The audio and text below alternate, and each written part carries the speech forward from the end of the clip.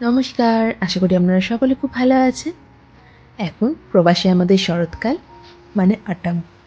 তো প্রবাসে আমাদের অটম কেমন হয় আপনাদের সাথে সেটাই শেয়ার করব। তো আজকে আমরা চলে এসেছি আমাদের বাড়ির কাছাকাছি একটি পার্কে। ছোটোখাটো জঙ্গলই বলা যায় এটাকে, কিন্তু খুব সুন্দরভাবে সাজানো রাস্তাঘাট, পাশে বসার জায়গা আছে, দিঘি আছে, দিঘিতে হাঁস চড়ে বেড়ায়। তো খুবই সুন্দর লাগে, গ্রীষ্মে এটার রূপ থাকে অন্যরকম, আর শরতে দেখুন কেমন রঙে যেন ভরে গেছে চারিদিক, লাল হলুদের বাহারে অপূর্ব সুন্দর লাগছে দেখতে। এই যে পাতাগুলো দেখছেন, এগুলোকে বলে মেপল লিভস। ইউরোপের দেশগুলিতে এই গাছগুলি প্রচণ্ড পরিমাণ দেখা যায়, আর এই শরৎকালে গাছগুলি পাতা হলুদ রং হয়ে যায়, তখন এগুলি গাছ থেকে ঝরে পড়ে। এটাই হচ্ছে ইউরোপের অটম মানে শরৎকাল। আমাদের দেশে অটম যেমন কাশফুলের মেলা আর সাদা মেঘের ভেলা, এদেশে শরৎকালটা একটু আলাদা।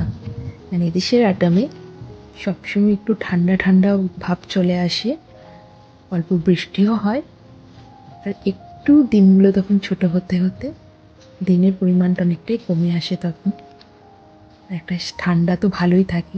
দেখতে পাচ্ছেন আজকে কীরকম মোটা একটা জ্যাকেট চাপিয়ে বেরিয়েছি, কারণ এই সময় টেম্পারেচার মোটামুটি 5 ডিগ্রি বা তার নিচে নেমে যায় কখনো কখনো। তো অতটা প্রোটেকশন নিয়ে বেরোতেই হয় বাড়ি থেকে। আর বৃষ্টি হলে তো কথাই নেই, আরও ঠান্ডা হয়ে যেতে পারে। তো এখন হচ্ছে সেপ্টেম্বর অক্টোবর মান্থে মাঝামাঝি সময়, তাই আমরা হাঁটতে বেরিয়েছি।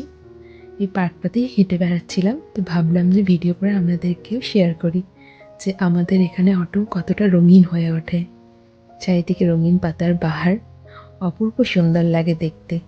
ঠান্ডাটা থাকে অবশ্যই, কিন্তু সেটা উপেক্ষা করে এরকমই আমরা ঘুরতে বেরিয়ে যাই অটম লিভস দেখার জন্য, পাতা ঝরার মরশুমে। এভাবেই আমরা উপভোগ করি।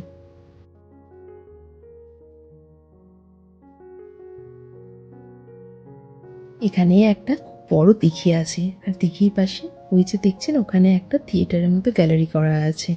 তো গ্রীষ্মকালে এখানে বিভিন্ন সময় বিভিন্ন অনুষ্ঠান হয়, গান হয়, খুব সুন্দর লাগে তখন। যাই হোক, শীতকালে এরা অতটা আউটডোর অ্যাক্টিভিটিস তো করেন না, এনারা ঘরেই বেশিরভাগ অনুষ্ঠান করে থাকেন, তাই শীতকালে একটু শুনশান জায়গাটা, কিন্তু গ্রীষ্মকালে এটা খুবই প্রাণবন্ত থাকে এই জায়গাটা।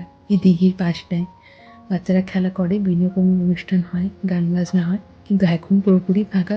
কিছু মানুষজন হেঁটে বেড়াচ্ছে, আমরাও হাঁটতেই এসেছি এখানে। কত সুন্দর লাগছে পড়ন্ত রোদের আভায়। জয়ন্ত বসে আছে যে গাছটার নিচে, এটা হচ্ছে মেপেল ট্রি। কি সুন্দর না? তো আমার ক্যামেরায় বন্দি এই প্রবাসী শরতের কিছু ছবি আপনাদের সাথে শেয়ার করলাম। প্রকৃতির অপূর্ব রঙের যে খেলা, কিছু আমার ক্যামেরায় আমি বন্দি করেছিলাম, সেগুলি আপনাদের সাথে শেয়ার করলাম। তো আজকের ব্লগটা এখানেই রাখলাম। আমার দেখা হবে নতুন একটি ব্লগে, নতুন কোনো এক্সপিরিয়েন্স নিয়ে। ততক্ষণের জন্য ভালো থাকবেন।